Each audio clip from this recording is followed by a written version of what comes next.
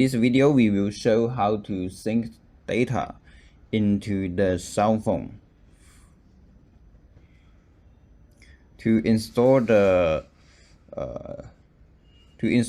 logs and gateways and other devices, we need to sync the data first.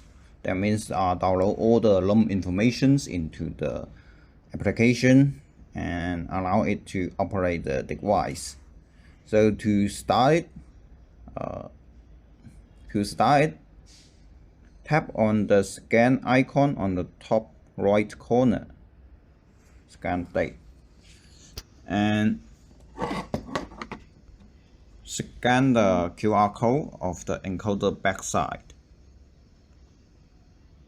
Now the application will download all the data.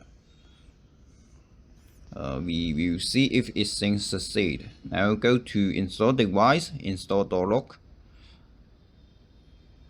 The options will be all available.